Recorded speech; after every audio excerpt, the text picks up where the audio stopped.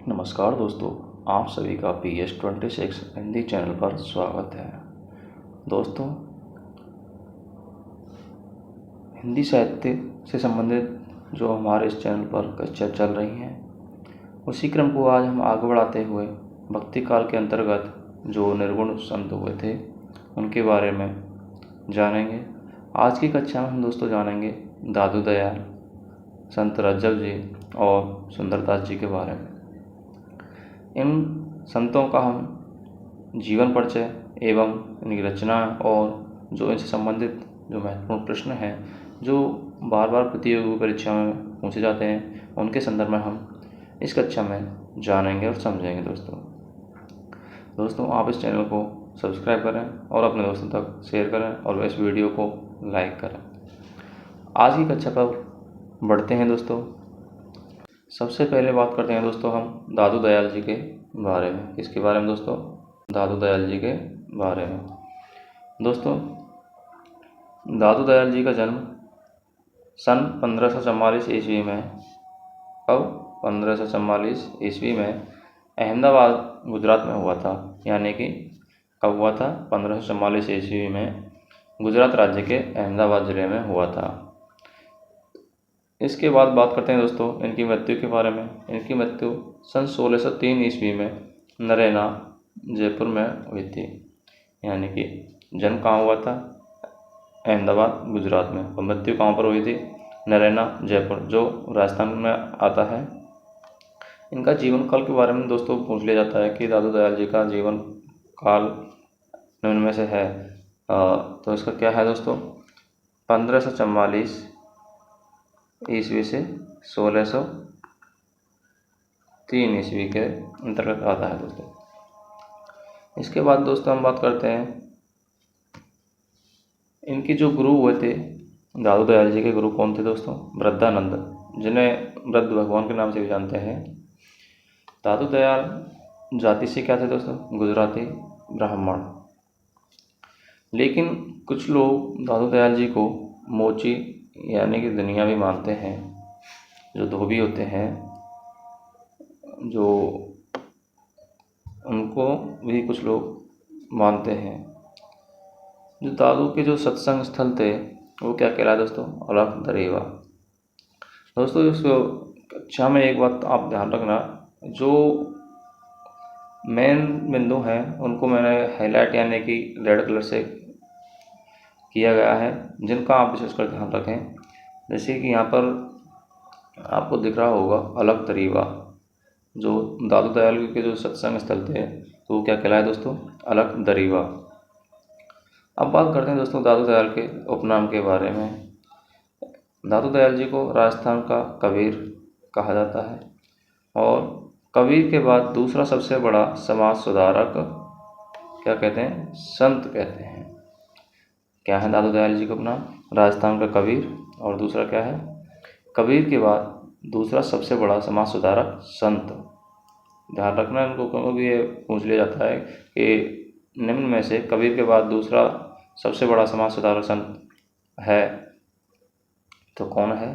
दादू दयाल। अब बात करते हैं दोस्तों उपनाम के बाद।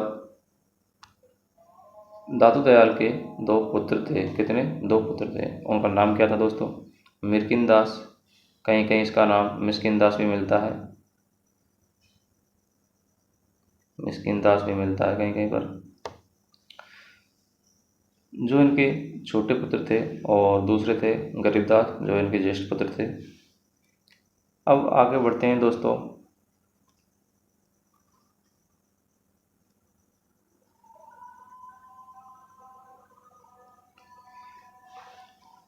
ये रहस्यवादी कवि के रूप में विख्यात थे। कौन? दादू दयाल। ये समाज सुधारक एवं धर्म सुधारक माने जाते हैं, क्योंकि इनका उपनाम भी दिया गया है कबीर के बाद दूसरा सबसे बड़ा समाज सुधारक संत। तो ये कौन थे? समाज सुधारक भी थे और धर्म सुधारक भी माने जाते हैं। कौन? दादू दयाल। अब बात करते हैं दोस्तों दादू दयाल के शिष्यों के बारे में। तो इनके शिष्य कौन कौन हुए थे दोस्तों? रज्जब, सुंदरदास, रागदास, जनगोपाल। कौन कौन? संत रज्जब, सुंदरदास, प्रयागदास, जनगोपाल। दोस्तों, आज की इसी कक्षा के अंतर्गत हम संत रज्जव और सुंदरदास जी के बारे में अध्ययन करेंगे। आपको पता होगा कि जो संत रज्जव जी होते तो ये जब शादी करने जा रहे थे तो रास्ते में ही इन्होंने दादू दयाल के जो सत्संग चल रहा था तो उसको उन्होंने सुना, तो वो वहीं पर सुनते रह गए और जो दूल्हे के वेश में थे, क्योंकि शादी करने जा रहे थे, तो तभी से जो रज्जव जी थे वो दूल्हे के वेश में आजीवन रहे। इसलिए इन्हें आजीवन दूल्हे के वेश में रहने वाला संत भी कहा जाता है। किसको? रज्जव जी को। अब बात करते हैं दोस्तों अगले बिंदु की तरफ, संत रज्जव जी के कार्य क्षेत्र के बारे में। कार्य क्षेत्र क्या रहा दोस्तों? ढूंढाड़, जयपुर। और इन्होंने उपदेश कहाँ दिए दोस्तों? सांवर में। जो भी कहाँ आता है सांवर? जयपुर के अंतर्गत आता है। जो उन्होंने उपदेश दिए थे उनकी शुरुआत उन्होंने कब की थी? 1573 ईस्वी के अंतर्गत की थी दोस्तों। क्योंकि इनका जन्म तो हुआ था गुजरात के अहमदाबाद ज़िले में और इनके जो कार्य क्षेत्र था कहाँ पर था? राजस्थान के ढूंढाड़, जयपुर में था। और इन्होंने उपदेश कहाँ पर दिए थे? सांवर, जयपुर में दिए थे। और इनकी मृत्यु कहाँ पर हुई थी? नरैना, जयपुर में हुई थी, जो राजस्थान के अंतर्गत ही आते हैं दोस्तों। दादू दयाल जी ने असांप्रदायिक मार्ग का उपदेश दिया था। किस मार्ग का उपदेश दिया था? दादू दयाल जी ने असांप्रदायिक मार्ग का उपदेश दिया था। इसे आप ध्यान रखना, प्रश्न किया जाता है कि दादू दयाल जी ने निम्न में से किस मार्ग का उपदेश दिया था? तो किस मार्ग का दिया दोस्तों? असांप्रदायिक मार्ग का उपदेश दिया था। अब बढ़ते हैं अगले बिंदु की तरफ। दादू दयाल जी ने प्रमुख रूप से जो संप्रदाय था, कौन सा? दादू पंथ था, तो उसका विकास क्रम किस प्रकार हुआ दोस्तों? सबसे पहले ब्रह्म संप्रदाय हुआ, ब्रह्म से परब्रह्म संप्रदाय निकला और परब्रह्म संप्रदाय से ही धीरे धीरे दादू पंथ का निर्माण हुआ। जो ब्रह्म संप्रदाय के बाद परब्रह्म संप्रदाय आया था, उसका जो वास्तविक नाम था क्या था दोस्तों? निपक संप्रदाय था। अब बात करते हैं दादू दयाल जी की भाषा के बारे में। दादू दयाल जी की जो भाषा थी कैसी थी दोस्तों? राजस्थानी खड़ी बोली मिश्रित ब्रजभाषा थी। क्या थी? राजस्थानी और खड़ी बोली मिश्रित ब्रजभाषा थी। और जो दादू दयाल जी के जो उत्तराधिकारी हुए थे, उनकी मृत्यु के बाद उनकी गद्दी किसने संभाली थी दोस्तों? मिस्किन दास और गरीबदास ने, क्योंकि ये दोनों ही इनके क्या थे? पुत्र थे दोस्तों।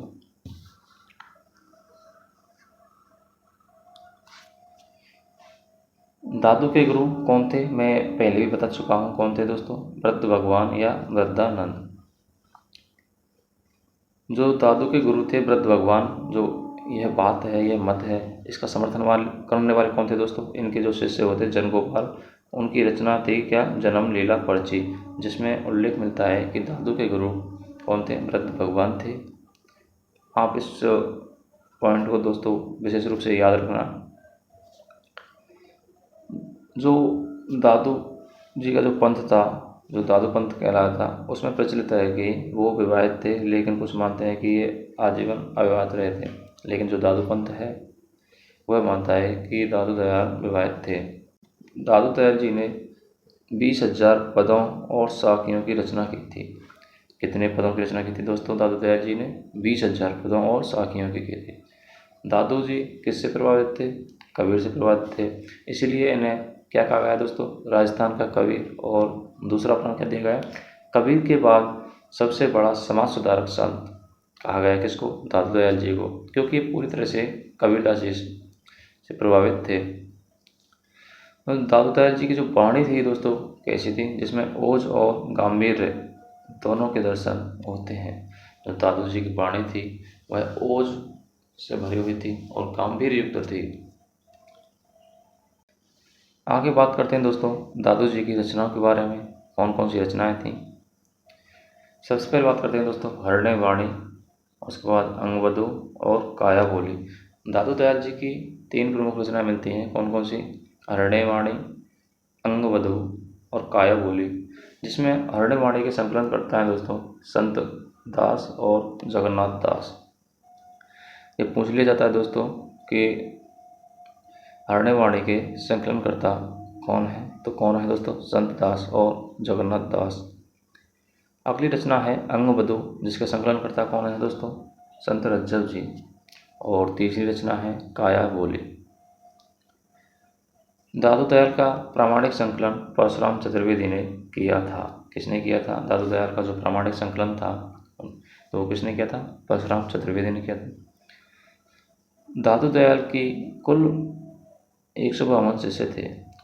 ऐसा कहा जाता है कि दादू दयाल के कुल 152 शिष्य थे, लेकिन जिनमें से जब उनकी मृत्यु हुई थी तो 100 शिष्य अज्ञातवासी हो गए और उनके शेष जो 52 शिष्य बचे उन्होंने अनेक दादू द्वारों की स्थापना की, जिन्हें 52 स्तंभ कहा जाता है, जिसका उल्लेख राघवदास द्वारा रचित भक्तमाल में मिलता है।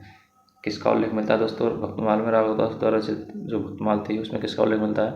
उसमें उल्लेख मिलता है कि ये जो दादू दयाल के जो 152 शिष्य थे, जिनमें से 100 शिष्य उनकी मृत्यु के बाद अज्ञातवासी हो गए और उनके शेष 52 शिष्यों ने अनेक दादू द्वारों की स्थापना की थी। इसका उल्लेख राघवदास द्वारा रचित भक्तमाल में मिलता है दोस्तों।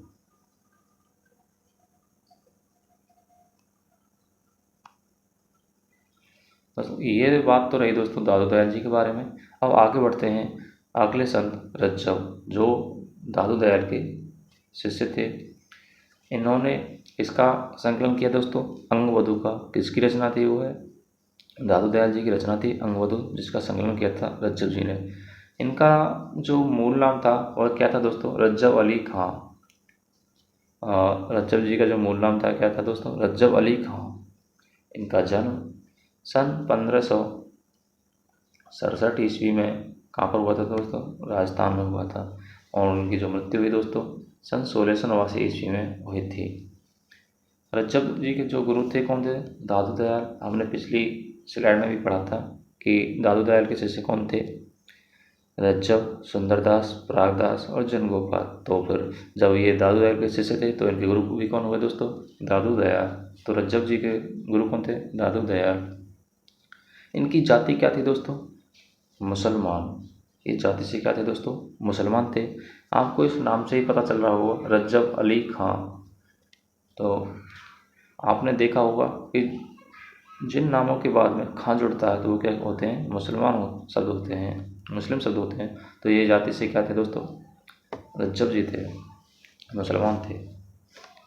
अगला बिंदु है यह आजीवन दूल्हे के वेश में रहने वाले कवि संत माने जाते हैं।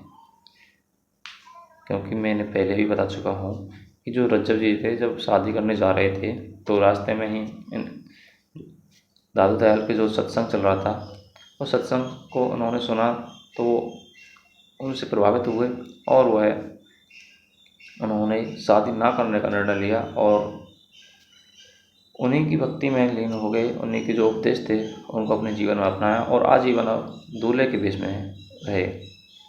और बात करते हैं दोस्तों इनकी रचनाओं के बारे में। कौन कौन सी थी? सबंगी और रज्जव वाणी। जो रज्जव जी की रचनाएं थी कौन कौन सी थी? सबंगी और रज्जव वाणी थी। अब बात करते हैं दोस्तों रज्जव जी के जो महत्वपूर्ण कथन थे क्या थे? रज्जव ते गज्जब कियो सिर पर बांधे मोर, आए थे हरि भजन को कियो नरक को ठोर। ये पंक्ति दोस्तों बहुत ही महत्वपूर्ण है क्योंकि इन पंक्तियों को पेपर में दे दिया जाता है और पूछा जाता है कि निम्न में से यह पंक्ति किसकी है।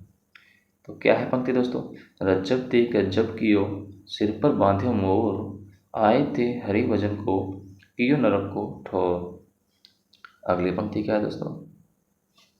विगीत सुवाणी कूप जल दुख सु प्राप्त होय, शब्द साखी सरवर सलिल सुख पीवे सब कोय। क्या है? वेद सुवाणी कूप जल दुख सु प्राप्ति होय, शब्द साखी सरवर सलिल सुख पीवे सब कोय। दोस्तों ये जो ऐसी महत्वपूर्ण पंक्ति हैं इन्हें बार बार परीक्षा में पूछा जाता है, आप इन्हें बिल्कुल कंठस्थ कर लीजिएगा।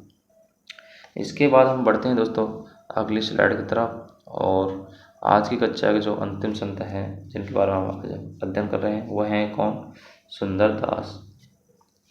सुंदरदास जी का जो जन्म हुआ था दोस्तों 1596 ईस्वी में कहाँ पर हुआ था? दौसा में हुआ था, जो राजस्थान के अंतर्गत आता है।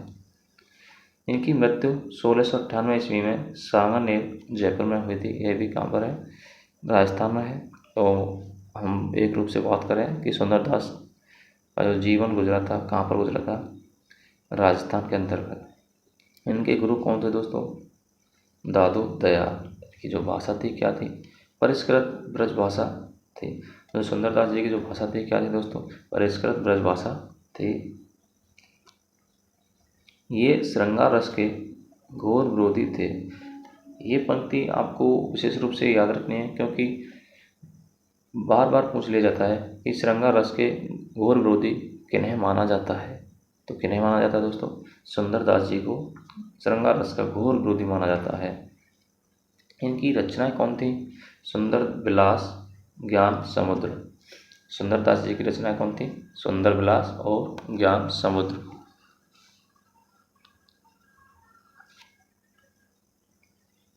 सुंदरदास जी दादू दयाल के प्रिय शिष्य रहे हैं। सुंदरदास जी थे क्या थे? दादू दयाल के प्रिय शिष्य रहे हैं।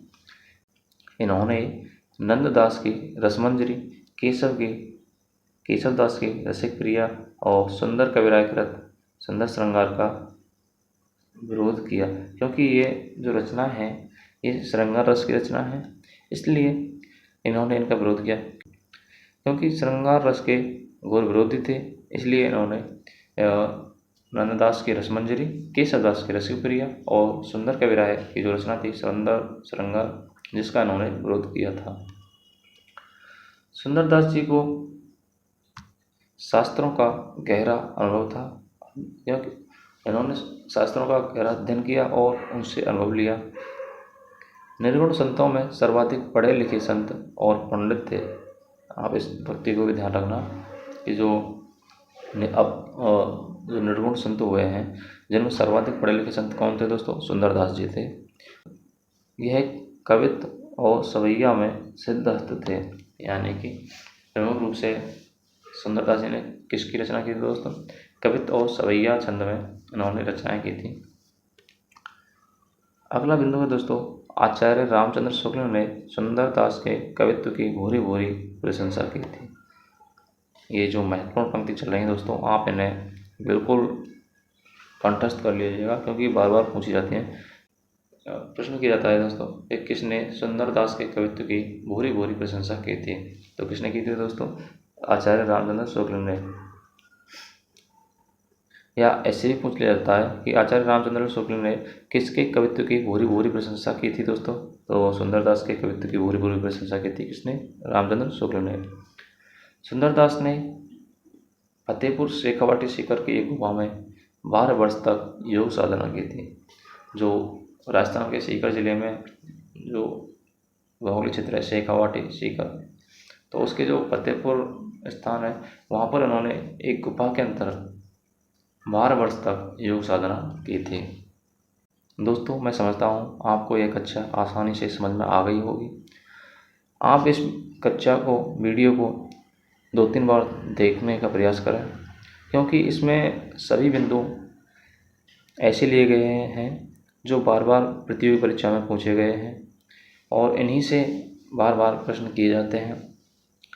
दोस्तों आप इस वीडियो को लाइक करें, अपने दोस्तों तक शेयर करें और हाँ, यदि आपने यह चैनल सब्सक्राइब नहीं किया हो तो ऐसे ही वीडियो पाने के लिए चैनल को सब्सक्राइब करें, साथ ही बेल आइकन अवश्य दबा लें। इससे अगली वीडियो हम लेकर आ रहे हैं, तब तक के लिए बने रहिए। धन्यवाद।